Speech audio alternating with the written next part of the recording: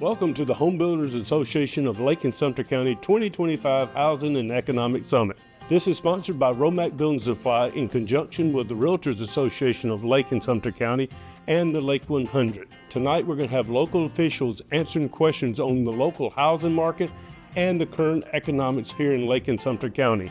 It should be a great event to get good answers about what's going on here in the local area.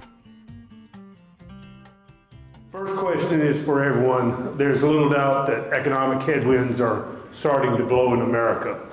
Thus far, for the most part, this area has been immune, but we're starting to see things change. Trade wars, real wars, tariffs, the bond markets are in flux that are increasing mortgage rates. The Federal Reserve has shown no signs to cutting rates. Immigration issues have really increased in the last 3 or 4 weeks, slowing production down in most areas of construction, farming, and hospitality. So to say that the area is getting stressed is really an understatement. My question is simple, and then I'll start with the mayor over here. What is your economic forecast for your community, and what most concerns you as you look at what drives the economics? Because above all the issues, the economy has to stay strong for each one of you to have a viable community. Mayor? Well, thank you. I think our outlook is pretty good. We have a lot of land. We have a lot of resources that are available in Groveland. So from that standpoint, we're rich in that area. But on the other hand, we're very concerned about exactly what you're saying about maybe overbuilding. All of us, those of us that have been around a while, have seen that secular motion, and we can see right now, and as far as I'm concerned, 1980 coming all over again. So we're very concerned about the rush to get a lot of these homes built before the economic downturn, and that's going to end up probably hurting us a little bit in the Groveland area. It also really challenges our infrastructure, which has not been able to keep up with the demand of these homes. Groveland, as between 2003 and 2019, approved 22,000 homes, entitled 22,000 homes. So we're very, very worried, to say the least, about being able to keep up infrastructurally with those demands. Commissioner Burrow from the city of Leesburg, what's your economic forecast? 1,200 people a day moving to Florida. If that continues, then I like our future. Right now, Sumter County is #1 in growth in Florida. I think Polk County was 6, Lake County's 11, and Marion County's 13. So everything we touch in this area is seeing steady growth. So I'm optimistic about that. What I'm most worried about are energy sector costs, to tell you the truth. With the current state of things in the Mideast, natural gas is a very important asset to the state of Florida. 75% of your electricity is generated from natural gas. So as the rates go up for those things, costs are going to go up. That's my biggest concern. Mayor Price? Well, thank you. Thanks for having me tonight. I appreciate it. Our overall forecast is that we're starting to see everything kind of level off and become steady after years of growth, although we still think Florida as a whole will outpace the nation. In Tavares, we are starting to see the effects of the economy. According to the most recent data that we got from the Lake County property appraiser for Tavares, our taxable values this year are only going to go up 8%, which in years past has always been 13 to 14% year over year. And also our new home starts for this year over last year, we were down 33% in new home starts from the year before. So, and as an appraiser, I'm an appraiser by trade. I'm starting to see the inventory of homes going up, and depending on the location, sales prices declining. So Florida depends on growth to fund government service. Of course, when growth slows down, tax rates go up to fund the basic services like police and fire.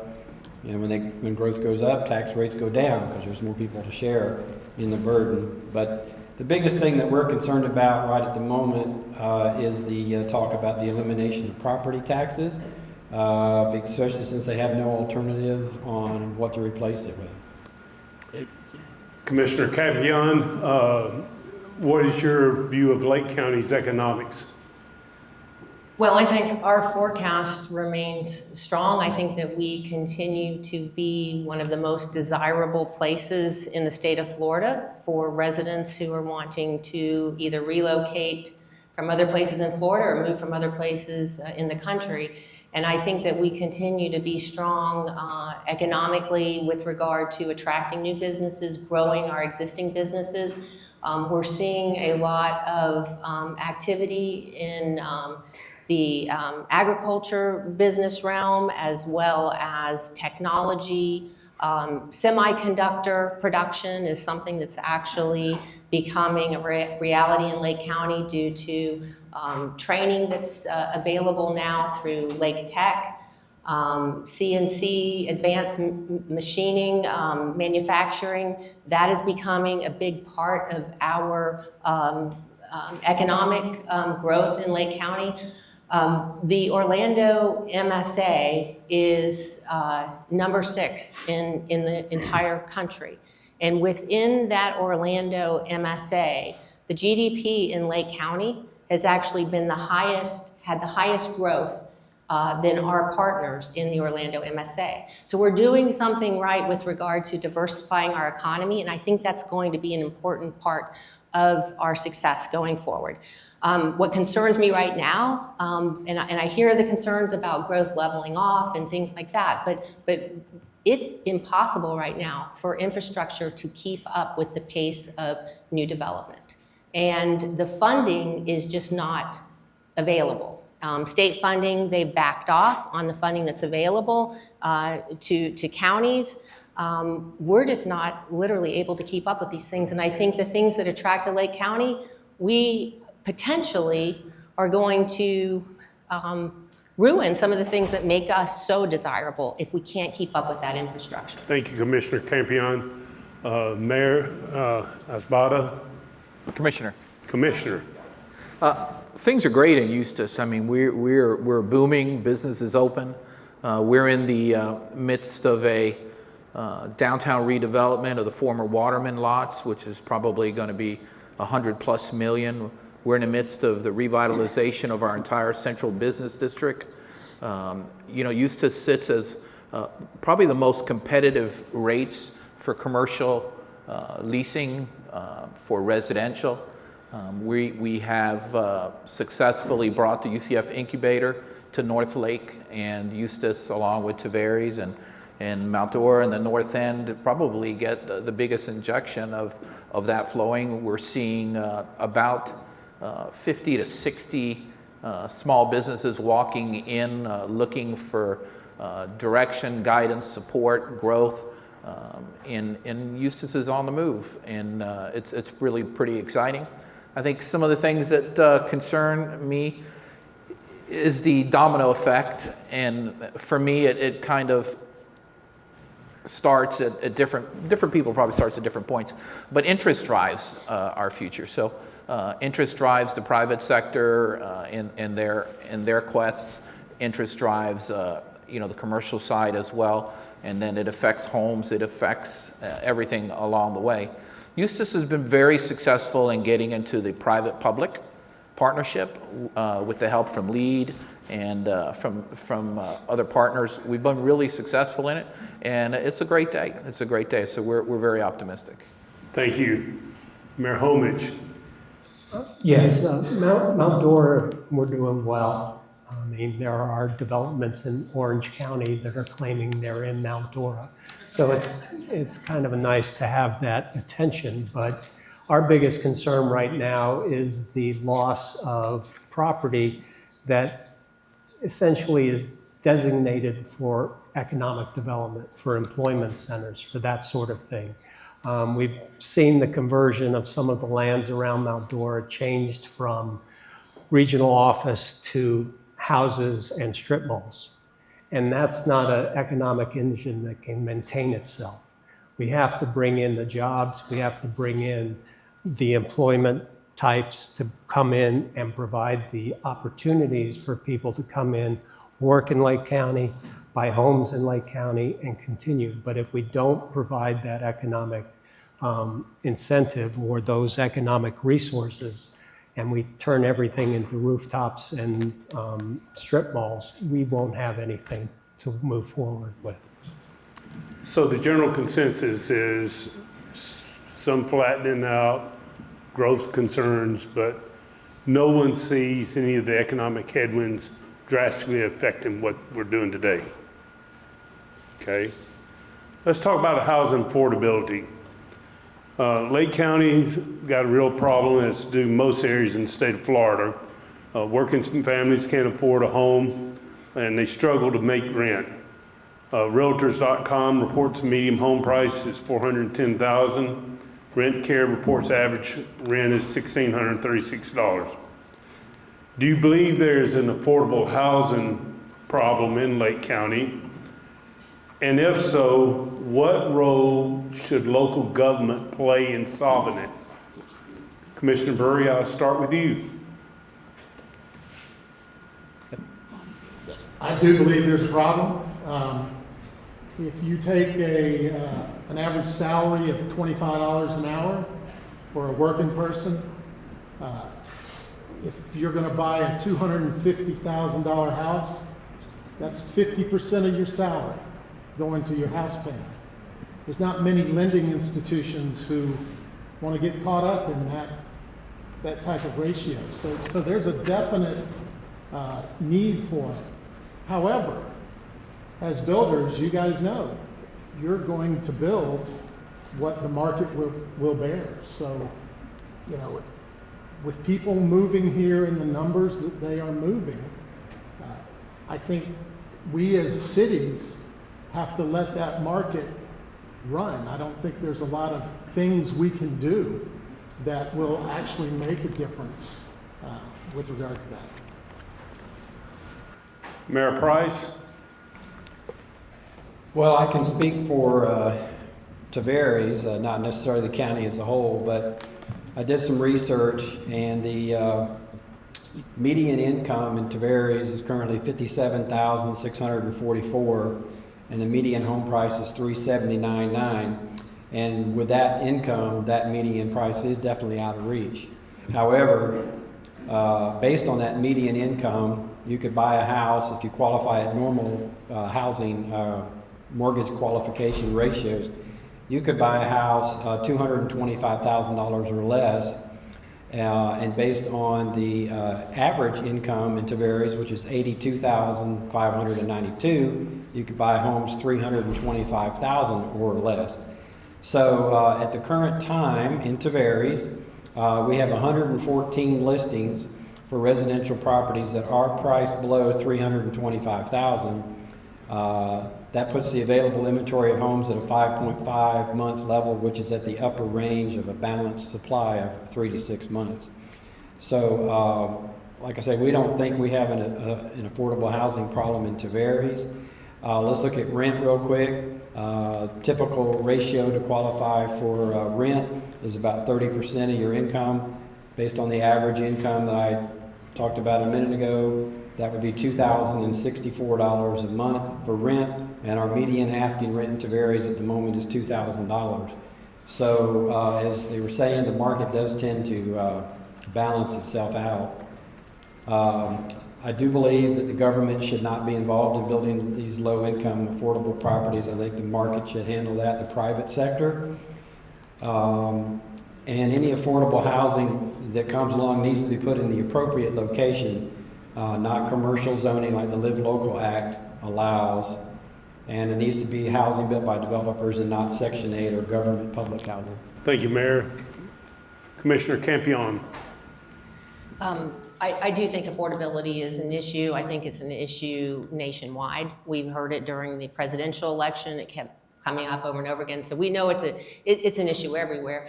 I work with a program in Lake County where we try to help people who are transitioning out of homelessness find homes or find rental properties. It's next to impossible. It is really, really hard to find properties and rental properties that are affordable.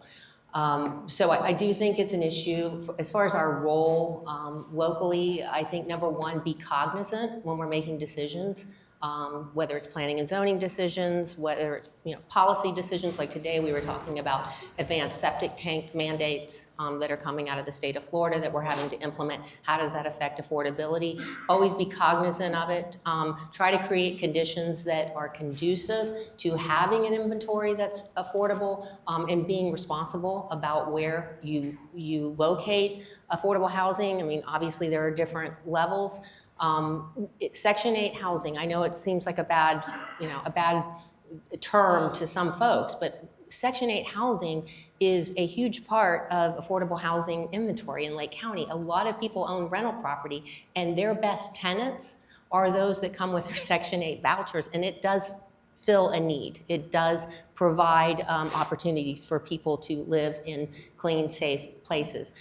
We've done some really cool things like infill incentives where we've given impact fee waivers. If you build homes on infill property that are close to schools and downtown districts, you can actually get waivers of your impact fees, and I think that's been really successful. We've surplused property that the county has taken back through, say, code enforcement actions and foreclosures, and we actually work with Habitat, and we'll actually give those properties to Habitat or other nonprofits to build housing.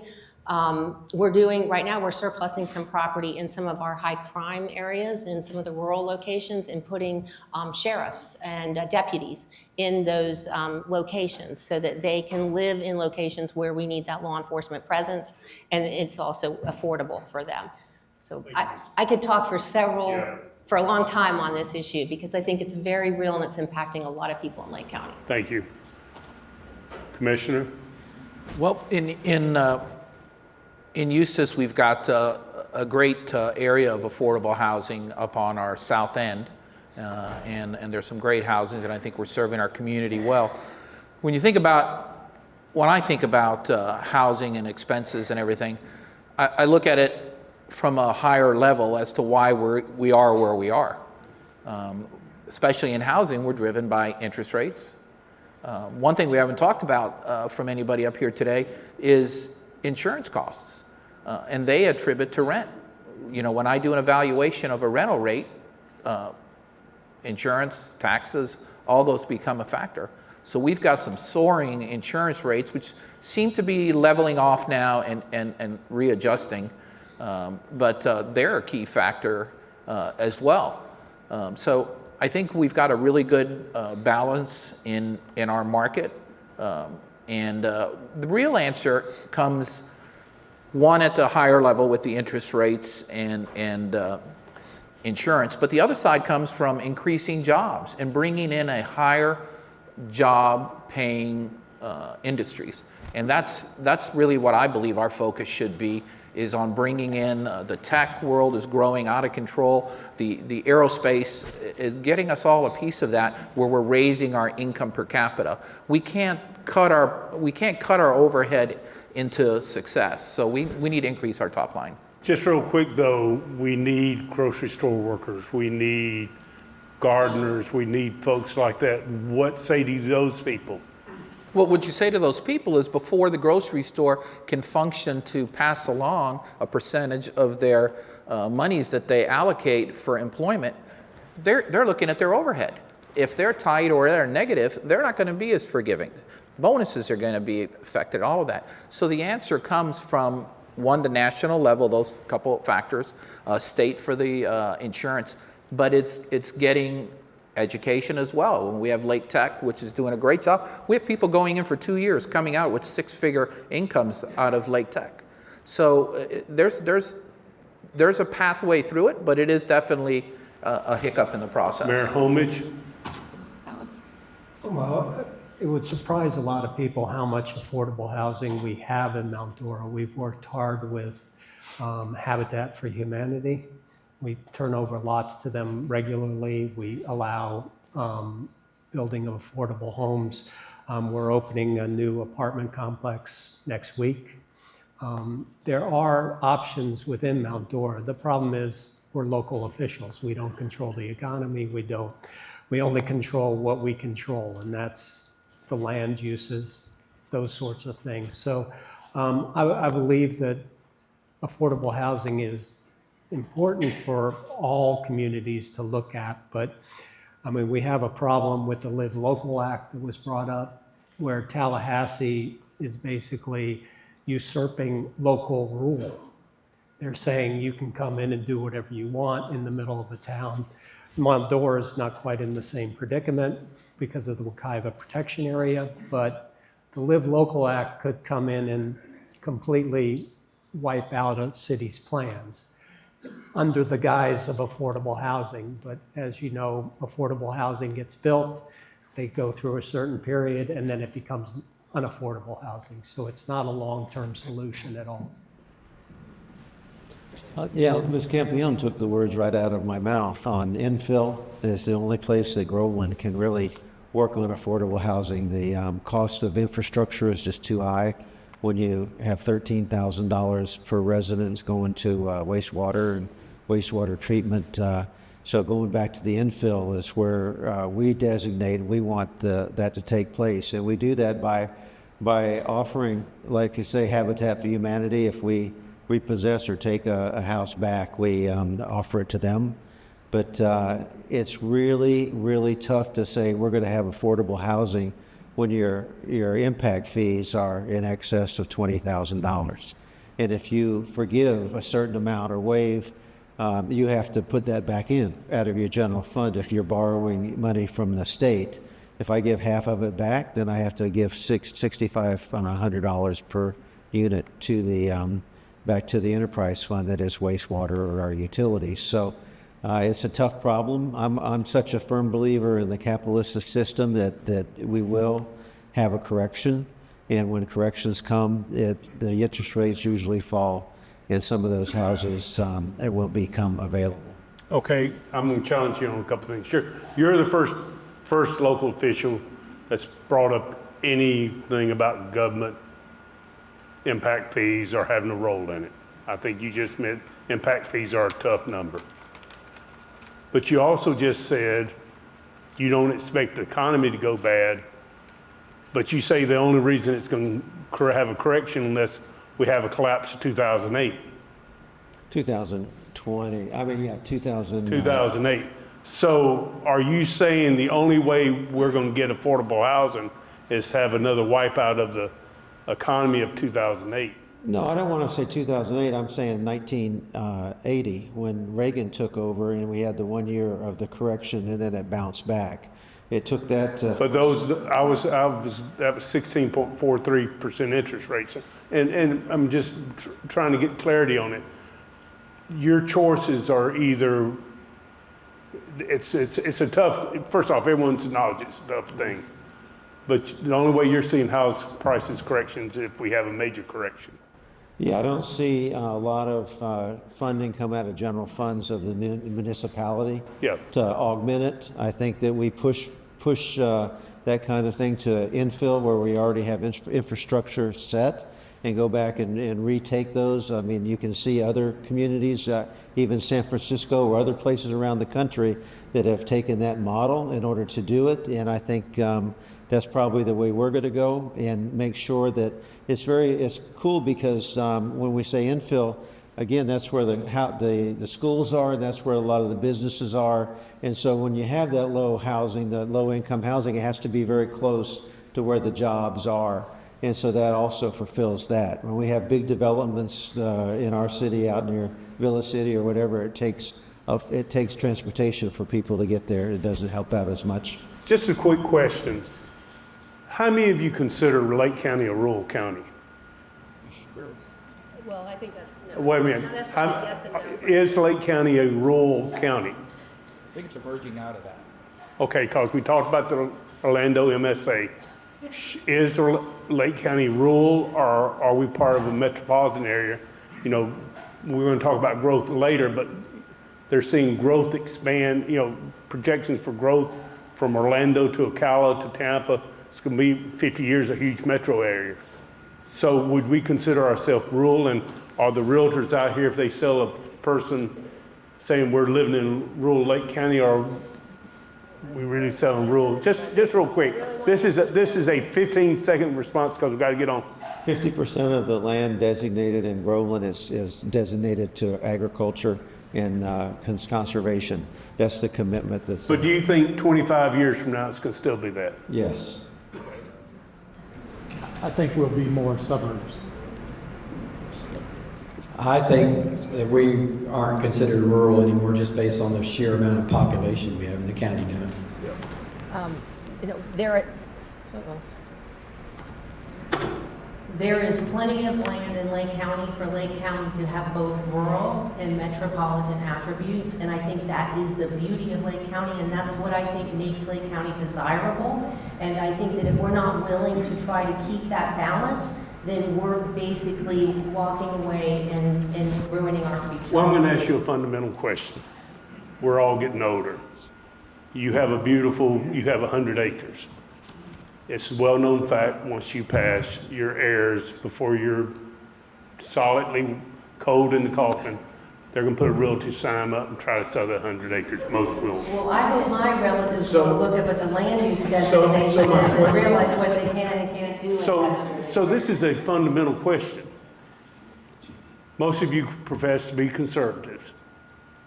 What's the right of that person who's inheriting that property to sell and do with it as he wants? If that 100 acres, if it's allowed to have one unit on it, and that Lake County, I think the lowest density you have anywhere in Lake County is 1 to 40 acres, okay? Right. That would be in the Wekiva. So if I was in the Wekiva, they could have 2 houses, and I guarantee you But that is would that be right worth to- a lot of money. Okay, and my whole point is as people pass and this new generations come on, and the push from Orlando, could you make an argument that the days of rural Lake County are over? Absolutely not. Okay. Mayor? I think we're, Commissioner, so I think Commissioner. I gotta say that because our mayor's sitting back there. You know what, I might call you president before it's all over. So, Lake County evolved and is evolving. Right. There are rural parts, obviously, you can't argue that the north end is not rural. And some of the areas on the east side, west side are. But I think we're evolving. Infill is a key word. We're infilling as 14 municipalities as well. And I think we keep our rural character, which is one of the things I love about Lake County. And then we have our growth within the municipalities. We've got some beautiful little downtowns that are evolving and growing. So it's in a transition. Mayor, what do you think? Are we rural or suburban or going somewhere else? Well, Lake County has a lot of rural land. Right. And the person that dies and leaves it to his heirs, that person inherits the future land use.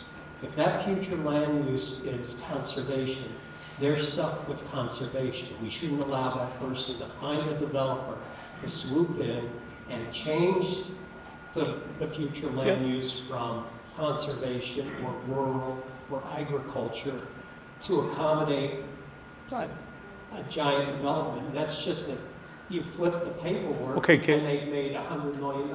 Okay, can I ask you a question? 40 years ago, nothing but orange groves around here. If we had that mentality today, would we still be in orange groves? Well, no, because they don't froze in the 80s. But that's my point. Times change, people change, and that's the right of the landowner. So the point I'm really making, sort of trying to push, are things moving that's sort of out of control of all cities and counties. Well, I would say that in the city of Mount Dora, we have a lot of land within the core of the city. That means at this point in time, and probably for the next 15, 20 years, we won't have to encroach on the rural lands. We have plenty of acreage to infill, build houses, build infrastructure, do all of that and keep it compact. Well, thank you for your response. We're going to move on. I just really wanted to ask a fundamental question about that because that gets brought up a lot.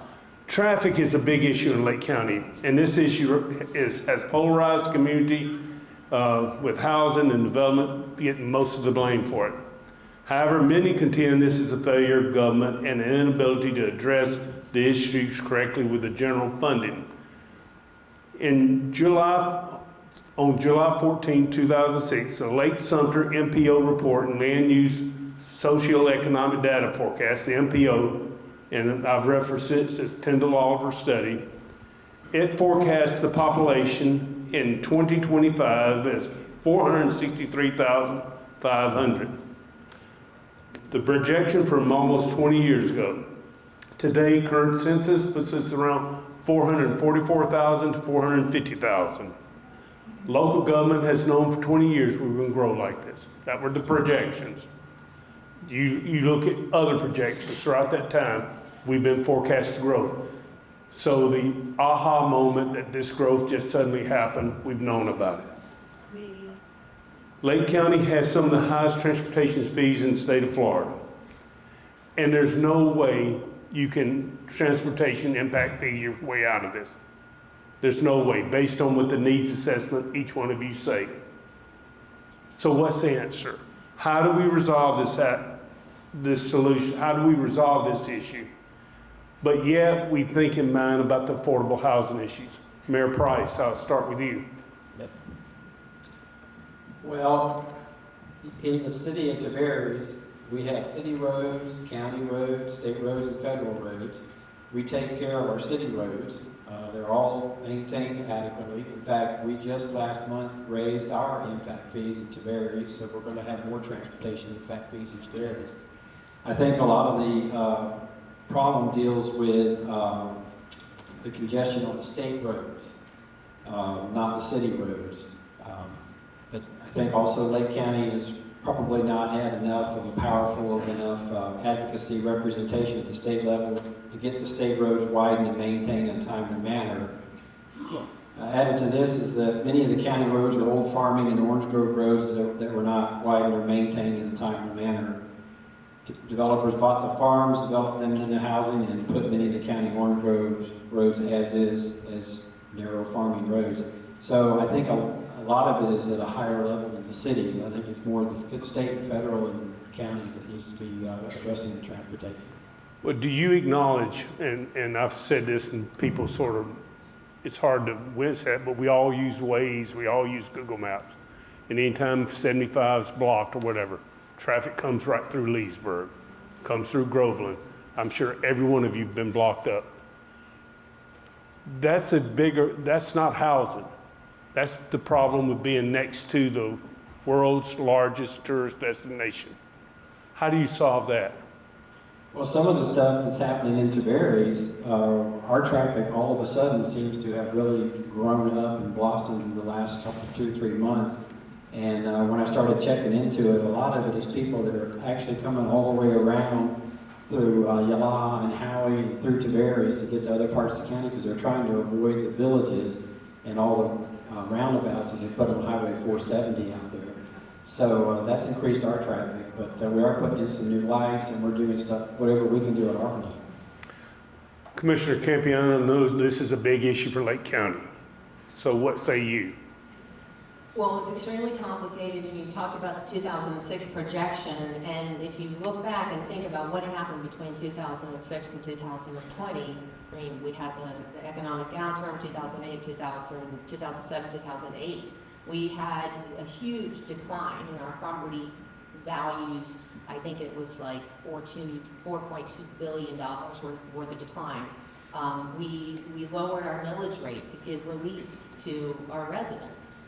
The revenues were coming in way lower. Impact fees were suspended to try to help spur some local activity and help our local builders. So we knew growth would eventually come, right? If the economy bounced back. But would you acknowledge, and I'm not challenging you on what you said is absolute, but would you also acknowledge during that time Florida went into negative growth? Florida went into negative growth. And instead of 1,000 a day, we were losing 800 a day. Sure. Jobs were evaporating. we were all there, you and Right, I. so we had this projection, and then all of a sudden, you. So we went in negative growth and we just came back to where we were. Well, from 2020 until now, then we started to see somewhat of an explosion. And I Yeah. think that what happened was, from an infrastructure standpoint, everything started happening very quickly. And the way that transportation is funded in the state of Florida is very incremental, it's very methodical. Those of you on this board that sit on it in PO realize that everything is done 5, 10, 15 years out. So it's really hard to all of a sudden take care of the transportation issue when you've got to start with doing an engineering study, then you got to get the property acquired, then you go to actually constructing it. So we have that side of it. Then we have EVs, and all of transportation funding in Florida is based on gas tax. So gas taxes have gone down, the revenues themselves have gone down. So, I mean, it's kind of like this perfect storm, and I hate to point the finger to Tallahassee, but I do think that there is relief that our state legislature, our governor, I think that there could be greater attention on how do we actually catch up on the infrastructure that we got so far behind on when we had this explosive growth over the last 5 years. I think a lot of the answers rest there, and I wish that there would be greater attention on bringing some of those dollars back locally to help us catch up on some of that deficiency. But would you agree you cannot impact your fee of No. this? Because the cost of roads and stuff have gone up so much. You could never attract a new business if you tried to have businesses. No, our come in. impact fees, our transportation impact fees are high, no question about it. I brought a list of all of the projects that have been done since 2006 by impact fees. It's really quite impressive. But they're usually things like turn lanes and signalization. It's not major capital projects, but it's things that we need, and impact fees have helped, but you can't get there through impact fees. Thank you. Commissioner, I got it right this time. Eustis is also somewhat like Tavares, but even I think worse. We're cut through on the north, on the south, and in the middle with state and county roads. And we do have our own city roads that I think we've done a really good job. We could do better of maintaining them, but we're stuck in this, what you're hearing Commissioner Chairman Campion talk about. We're stuck in that catching up mode, kind of like you might at home when you're trying to catch back up. So it is an issue. We don't want to stunt the builders by throwing it all on them. We'd like that they would share in some of it and have to step up. I know that's probably not what this room wants to hear, but a proportionate, fair, balanced way. I think we have to get through this all together, state, county, everybody, to get through it. But we definitely have we're behind the 8 ball on roads. Can I ask a fundamental question? You brought it up. And if you acknowledge that it's a problem in Tallahassee, and you also acknowledge that builders and developers are paying some of the highest impact fees in the state, isn't it patently unfair to hold them responsible for the problem and to restrict growth and ask them to share more burden when it's not their fault? That's a fundamental question. In other words, just acknowledge, everybody's acknowledged Tallahassee's not funded. State roads are behind us. But we're going to builders and saying, okay, we want you to pay for roads, and by the way, we may not approve a subdivision because of transportation. Isn't that patently unfair? I really want to answer that question. Because there's so many realtors in this room. Everything's about location, right? And I think a lot of the problems we have in Lake County is wrong development, wrong location. I really think that's a big part of it. If we stuck to the land uses and those places that were designated for growth, we focused on the infill, we didn't expand and annex into areas that are rural, we actually could tackle this problem But without we putting... are where we are, correct, Commissioner?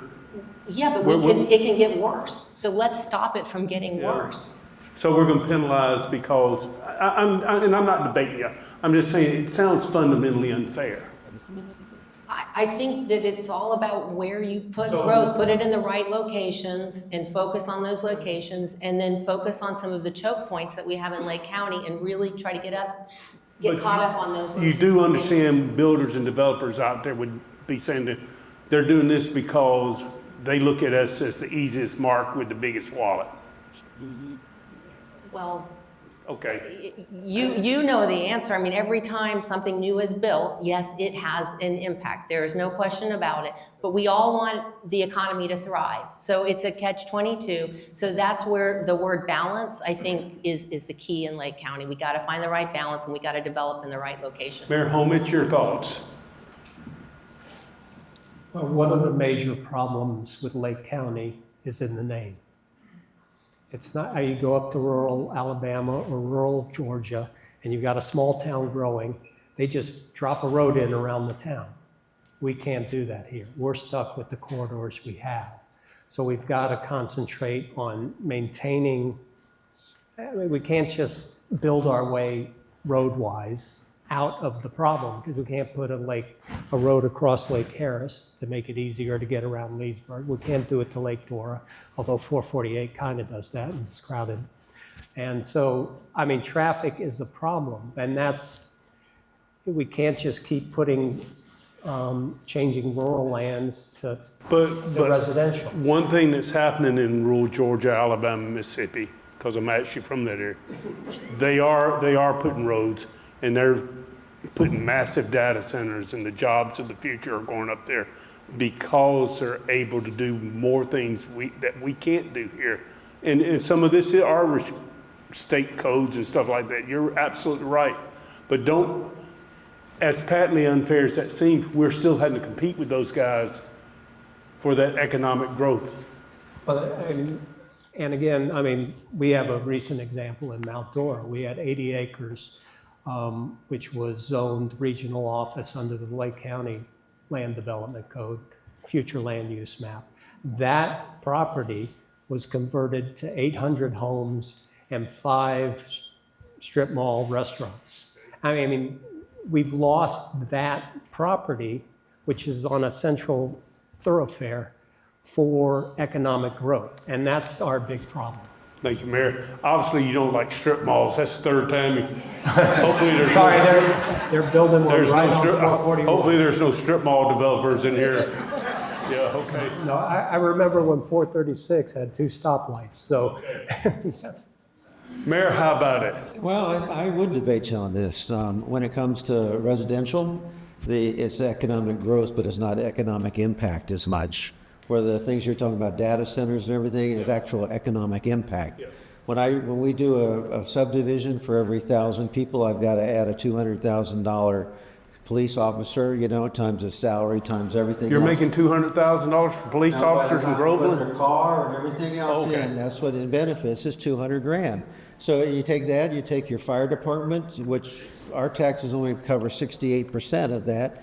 And yes, there's a tremendous amount of impact when we put another 1,000 homes in. And who should pay for that? The people that are already here, or the ones that are coming in? And there should be a business model with the builders that makes that work. And I am very, very sensitive about telling the constituents already, we're going to pay for that road going out there. And let me just, before you get back in, let me just drop back on land use planning. The land use planning that's in effect at least in Groveland, is city centers. As you move out from the city centers, you get to rural and then the agricultural. That's what you have to keep people off the roads. What we keep doing is putting, I see apartments going up on the busiest intersection in the whole town, and things like that. So it's correct land use. I'm a big Dewani fan on land use, and that's exactly where the Groveland model is from. So what do you say to those people who's putting 1,000 homes in? Part of your equation you didn't put into it is before, when that was ag land, you were getting no revenues. Now you have 12 to 15 times tax revenue for perpetuity. And as you know, and as all you know, most of the United States have no impact fees.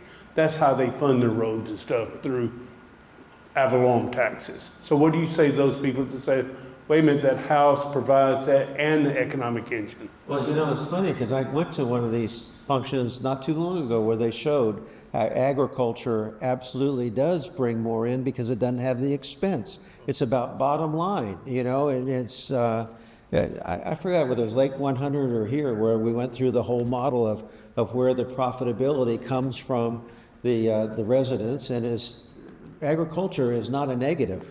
Not a negative by Well, far. I'm not saying it's negative, but that's just an argument, mate. Thank you for it, but good response. Commissioner Burry, what about you? I might be a little different here. I think we've got traffic problems when viewed by long-term residents. But when you look at our traffic capacity on our roads and you compare it to other places in Florida, our roads are not, at this point, overburdened. We have projects going on, the turnpike, a lot of money being spent on it. Over the next 5 years, the MPO announced the other day that $600 million less, a decrease of $600 million in spending for roads in Lake and Sumter County over the next 5 years. So, you know, I don't see any magic wand going to be, you know, waved. Leesburg did their, our comp plan, redid it just last year. In that comp plan, we looked at what kind of traffic comes through Leesburg. There's people that live in Leesburg and work in Leesburg, people that live in Leesburg and work somewhere else, people outside of Leesburg that come to Leesburg to work, or people that just travel through Leesburg. And 50% of the traffic coming through Leesburg is from people outside of Leesburg going somewhere else. So to think that somehow we're gonna stop, you know, all this traffic is just not reality. Thank you. We'll move on. Many homeowners in Lake County and the governor thinks property taxes, as they say in New York City, are too damn high. The governor has pushed to eliminate property taxes completely, implying the logic, why should a person continuously be taxed on something they bought one time? One of the positives of housing development in Lake County, valuations since 2020, and we're talking about gross numbers for Lake County, have risen 60.9% or $15.8 billion. This comes from the annual comprehensive report. Total revenues for the county have gone from $230.6 million or 58%. With the city having annexations over the last 6 years, y'all have all been annexing property from Lake County. There's a fundamental question: the geographical size of Lake County, so to speak, has shrunk, and you in the cities like Leesburg and Groveland have taken more of the burden on it. My question is simple. Should property taxes be reduced? And with all the money coming into Lake County, whereas there's a shortage of funds? Ms. Campion, I'm gonna let you have that one first. You gotta give me more than 90 seconds, though. I'll give you 200, we'll give you I gotta start with a couple premises that are inaccurate, and I don't know if everyone could hear the numbers, but if we've gotta focus just on the ad valorem increase, because if you look at that overall number that you cited, the county, by law, we serve as a pass-through for funds that we have no control over. It's not our money. So you can't look at that number to say what's available. You got to look at what the unrestricted funds are. That's tied back to the ad valorem. Now, I think there might be a misunderstanding about the shrinkage of the county. The county government has two roles. One is we have to oversee and help those areas that are unincorporated take care of their basic services. That's completely separate from our role as the our county-wide services that we have to oversee. So for unincorporated Lake County, we have assessments, we have fire assessments, we have trash assessments to take care of those basic services. But county-wide, we are the entity that funds the constitutional officers, the supervisor of elections, the property appraiser, the tax collector, the court system, the public defender, the state attorney. We have to provide for the medical examiner. We have to cover the Medicaid expenses for residents in Lake County who are on Medicaid and end up in the hospital. I mean, there's just this whole variety of county-type services that we have to oversee. So if the population goes up in the cities, our services, our demand goes up. So we don't have this like abundance of funds. Now, if you look at the value of land in Lake County, went up, I believe it was like $15.8 billion in value from 2020 to now, right? That yielded about $79 million more over that 5-year period. That comes out to about $15.5 million per year. Of that $15.5 million per year, about $8.5 million went to the sheriff. If you averaged what he needed each year in increases, that leaves, you know, 7 or 8 million for all those other services I just described. So it's not like we're just rolling in all of this money and we have nothing to do with it, and we could be putting it towards transportation or decreasing taxes because we have these services we are required by law to fund. So fundamentally, you don't accept the premise that the county's had major increase in funding and that property taxes are not too high and that the governor's wrong. Is that what you're saying? If you're going to ask me if the governor is wrong, I think if the governor wants to come out with a plan and how we're going to take care of like law enforcement, how we're going to take care of the ambulances, how we're going to take, you know. Are the property taxes for these people too high? Property taxes are always too high. I mean, we should always be looking for ways to lower property taxes. And there are some ideas that are being kicked around, ways that we could actually get rid of redundancy between city and county services. I think we always have to be looking at those kind of things. And I think right now more than ever, we as elected officials, we've got to really get creative and look for some ways where we can save money throughout the county, within the city and in the unincorporated area. Thank you, Ms. Campion. Commissioner Azbata. So I hear all this, and I really have to say, as a property owner in the county, I'd love to see property taxes go away. The reality is, where are we going to replace money? Where's it going to go? I called the governor and I told him to take a look at sales tax. I haven't got a call back yet, but it's the revenue's got to come from somewhere to feed all of these items. So I think it's a trick question when you ask anybody, would you like property taxes to go away? I haven't met anybody yet who has said, no, I don't, I want to see them stay. So, But would you acknowledge that the general public, with the inflationary environment we have, is getting squeezed at all sides? oh, they're squeezed everywhere. We're getting squeezed from everywhere. It is, and I think it's... You understand the frustration? Yeah, oh no, I understand the frustration, but I need to find an answer. Frustration will get us through the first couple minutes. But, in our city, we're looking hard at our budget. We're at budget time right now. We're looking hard at it. We're going to have to make some tough decisions. And other municipalities need to do that as well. And we've got to, my dad had a term. He said, we've got to make everybody equally miserable. And there's going to be a little bit from everywhere. And the builders do bear a small portion of that as well. Mayor Homage? Well, Tallahassee seems to want to take control of every aspect of every town and every county in the state. And that is not a good path to take. And part of that property tax thing, I think, is all about Tallahassee controlling where the money comes from. Right now, the cities control their tax rate. Last time I was vice mayor 20 years ago, and we reduced the tax rate from 6.2 to 5.1. I'm looking to do the same now through hard decisions, looking at how we spend the money. But a majority of it goes to police and fire. Well, I mean, and we provide a very good police and fire service within the city of Mount Dora, probably, and so that's what residents are paying for. So to say that a resident buys a piece of property and then has no obligation in the future to help pay for the police, it's like not buying insurance. So you think the governor's wrong? Yes. Okay. Well, I haven't heard his, he said, let's eliminate property tax, but we've not heard how we're gonna, I mean, replace that's it. just a nice idea to throw out there to make everyone happy, but how are we going to pay for police and fire? He hasn't said anything about that. Mayor? The whole premise of people not having to pay property tax and they actually own their home instead of the state, it's very, very attractive, and I can see how it could get sold.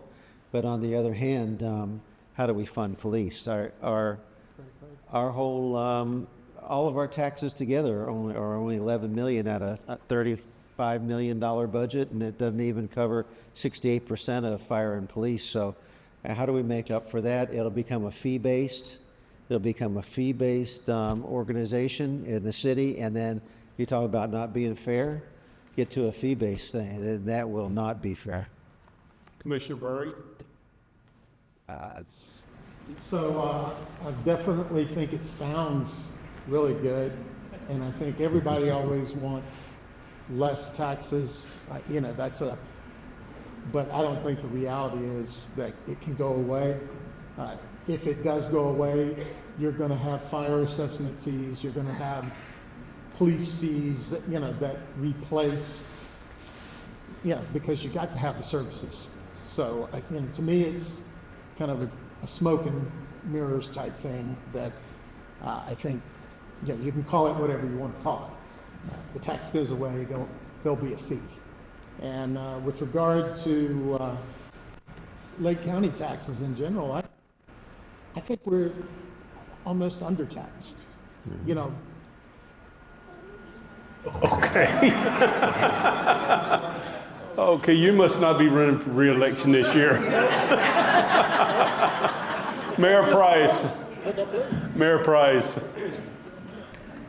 Well, nobody likes paying property taxes, but as with the other cities here, the majority of the money that Tavares collects in the ad valorem taxes for our police and fire, and I don't think the citizens want to do away with the police and fire.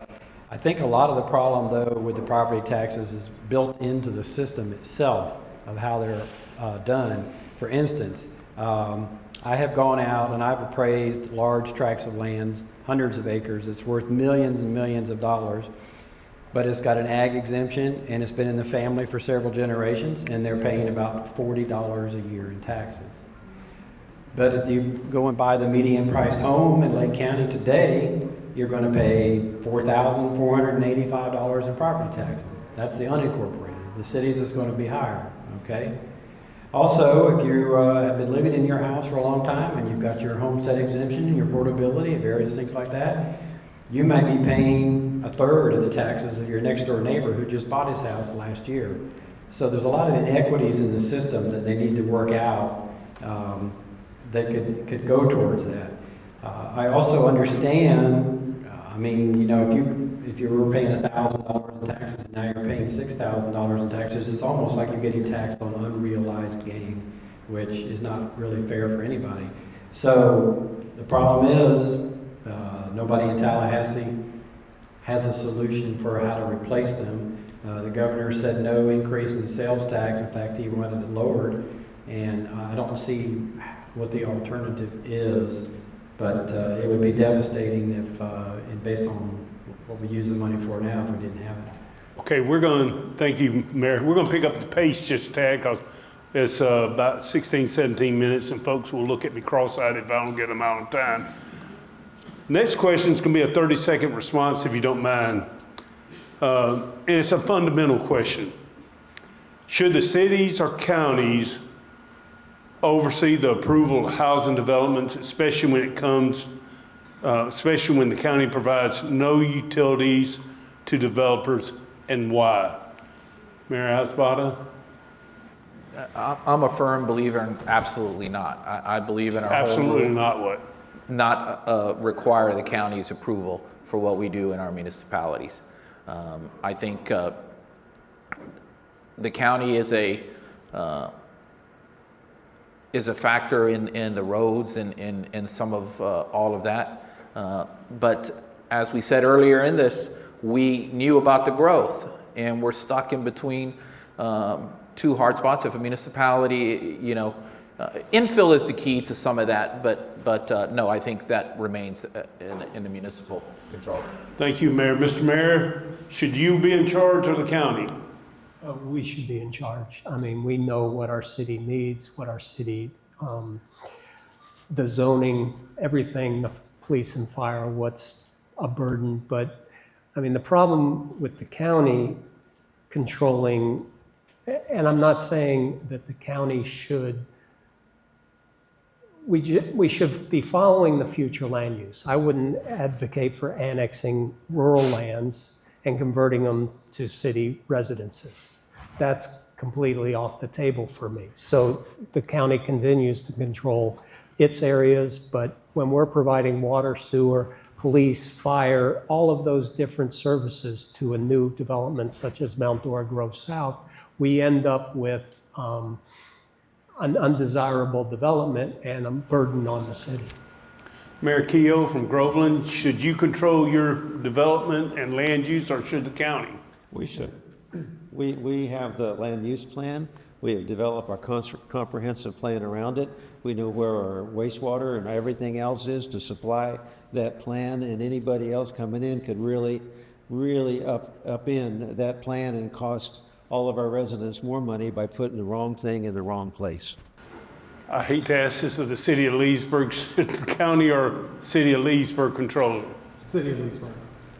I think you've got 14 distinct, different municipalities with different strengths, different weaknesses. To have one overriding group that makes decisions for everybody is just a bad idea. Mayor Price.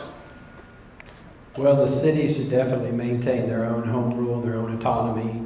We don't need the county or the state telling us what to do. I know every year when the Lake Legislative has their delegation here, I come and I speak to them and I say, please quit taking our home rule authority away from us, and every year they take more of it away from us. The most blatant example is the Live Local Act that they passed, and they tried to make it on steroids in the last session of the legislature. That's just not good for, it's not appropriate for Tavares. It may be in Miami or Jacksonville, but it's not appropriate for us. So definitely we should be in charge of our own house. Thank you, Mayor. And now the only county officials, should the county or cities be in charge of mansion? Let me just answer by saying most Lake County residents believe that the Lake County Comprehensive Plan and future land use map matters, that those land use designations that are on the county map should matter, and that cities should honor those designations. So it really should be a collaboration. It's basically an honor system. And if the cities would honor those land use designations, then we would have clear delineation between urbanized areas and rural areas. And I think that's what the people of Lake County want. And if the cities and the county could work together and actually have that come to fruition, where those rural areas are honored, that future land use is honored, then I think everyone would be so better served than we are right now, where we have this battle between annexations going out into rural areas. One thing that's really important to know, there are utilities in Lake County that are not municipal utility providers. So we have other utility providers. There's a utility provider in Astor. There's one in Sorrento. There are multiple utility providers in large communities around Lake County. So it is a misnomer to suggest that because the county does not operate its own utility system, that there aren't water and sewer But utilities. the county doesn't own those. The county doesn't own those, Let's be but clear, it yeah. actually means that you could argue that the county is in a better position to objectively look at what the comp plan calls for and whether development is going in the right locations or the wrong locations. Thank you, Les. Mayor, and this is another quick question because it was, should cities and counties be taking more of their general fund for roads? Yes or no? More of whose general fund?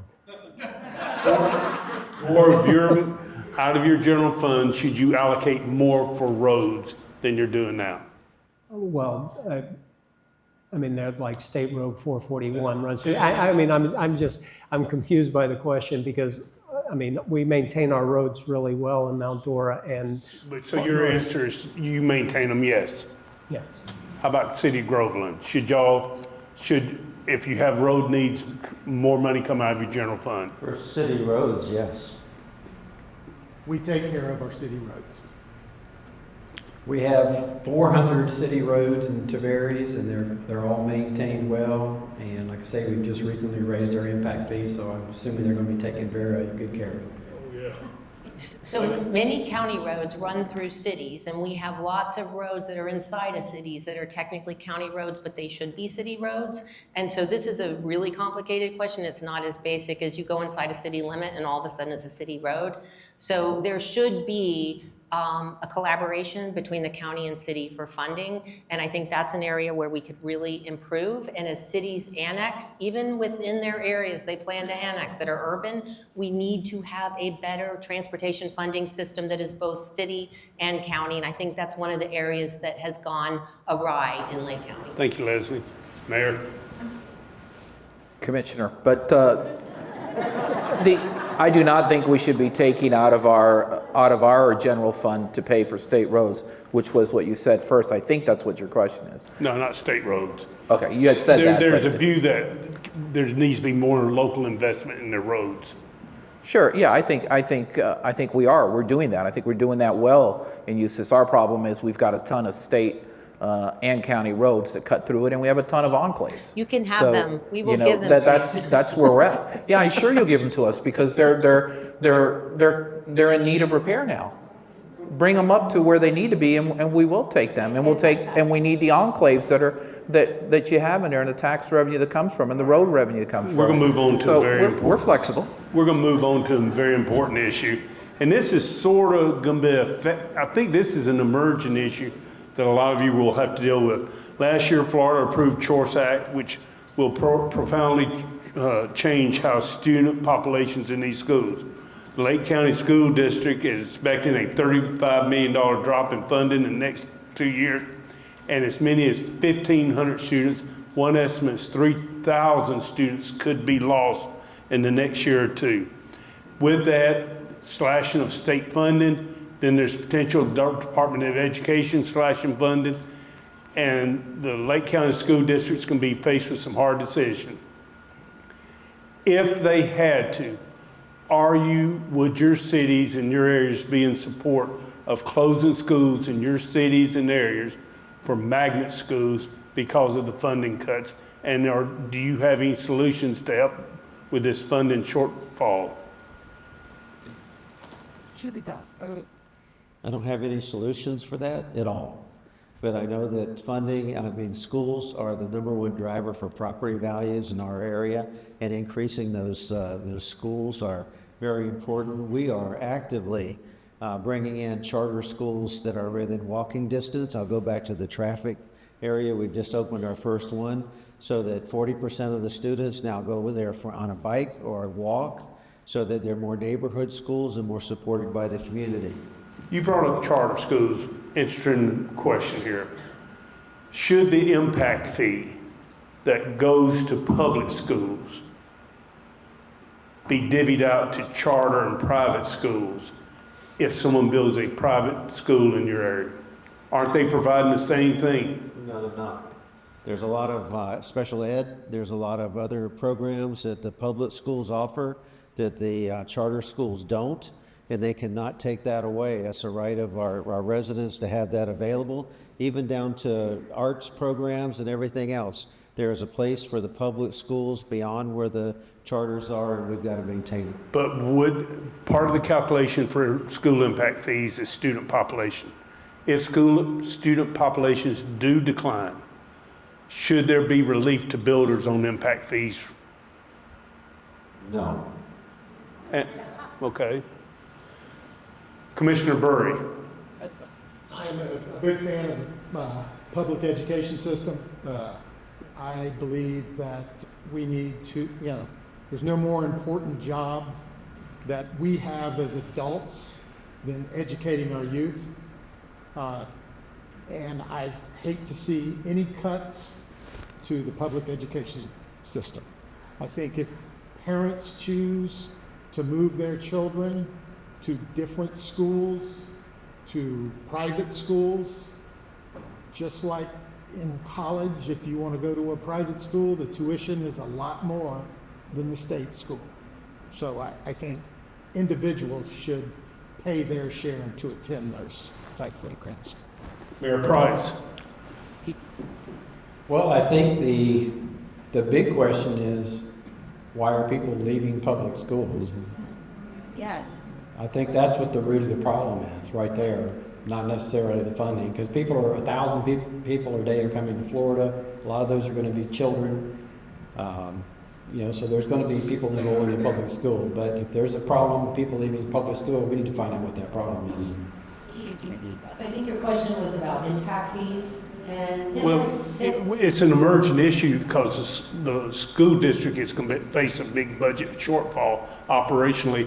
And if we have declining populations, because and I know, impact fees are calculated on student population.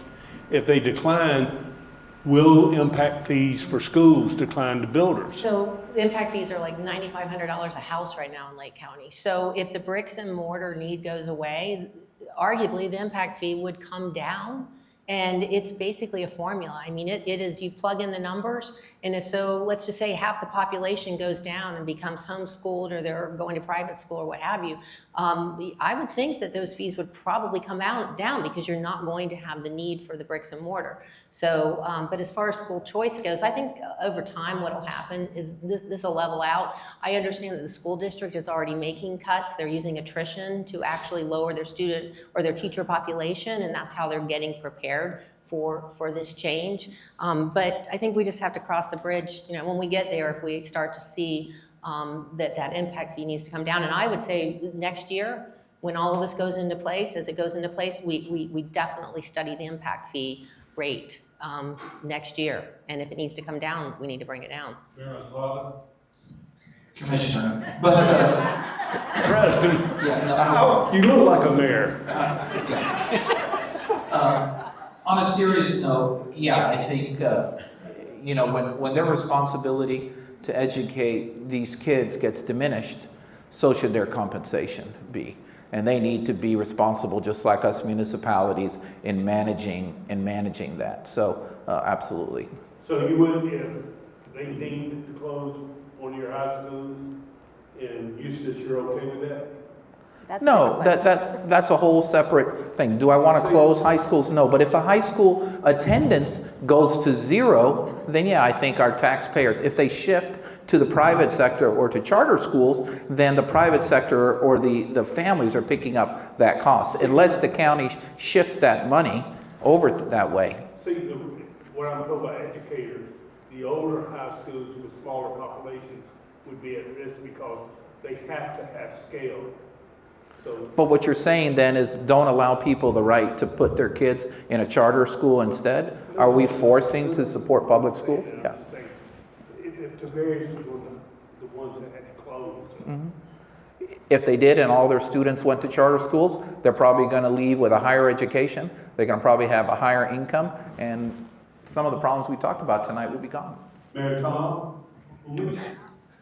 Well, I think you're ahead of the ballgame here because the schools are overcrowded right now. So we still need classrooms, and we've got portables in most of the schools. And so currently, even if the population fell, they just drop back to the current conditions.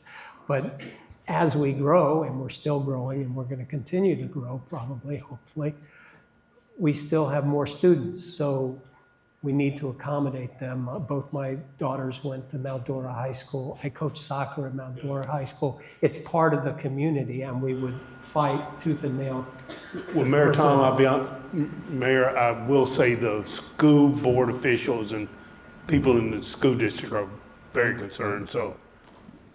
And just as a commercial, how many people in here understand that Lake County is 64th in funding out of 67 counties, and we're 18th in population? That's where we ought to be really looking at what's going on. 18th in population, 64th in funding. We want to get our schools back so you get a big return on your investment on building houses. It's in the school system, and we've got to change that. Art, thank you so much. Last real questions. This is a 10 or 15 second question. Yeah. What's the biggest thing we need to change in Lake County today? Mayor? The biggest thing in Lake County Really, I've fallen in love with the commissioner, our county commissioner here. It's really protect the agriculture. Very much so. And I could go into a soapbox on that, but protect the agriculture. Commissioner? I think Lake County is great. I do not see a whole lot of change that needs to occur. We're trying to get that vote back. Well, I have lived in Lake County for 45 years now, and Tavares for 45 years, and I think everything in Lake County is great. I wouldn't want to live anyplace else. Amen. Ms. Campion? I'm going to stay on my theme, and I say we need to protect the rural lands and the ag lands in Lake County and have a clear delineation between the urban areas and the rural areas, because that's what makes Lake County really special. And Commissioner Osbada, I was so worried about saying your last name correctly, I got the first part wrong. I apologize. I think we've got a couple different things that we're doing. We're balancing growth to infrastructure, and I think that's an important part of it, and keeping our uniqueness, keeping Lake County what it is and its uniqueness. All those should be on the forefront of our focus. And Mayor Tom? Well, the cities and the county have a JPA meeting shortly. And I think if we can get the cities to agree not to annex any of the future land uses that are agriculture, conservation, commercial, or rural, and we get the county to agree not to amend their future land use map to change those designations in exchange for the cities not annexing these lands and the county agreeing not to change on their own. They've done a lot of changes over the last 15 years, but if both groups agree to that, I think we can preserve the rural nature of Lake County. We can allow infill we have plenty of land in Mount Dora to build, so I think that's probably the greatest challenge right And now. I apologize, Mayor James Homage. Excuse me. That's okay. I apologize. Once again, y'all have done a great job. Thank you for your candid answers. And thank you, Ms. Hodges, for trying to keep time with me and everyone else. And thank you for attending. At this time, I'd like you to give a hand to our panel. And thank y'all for being here tonight.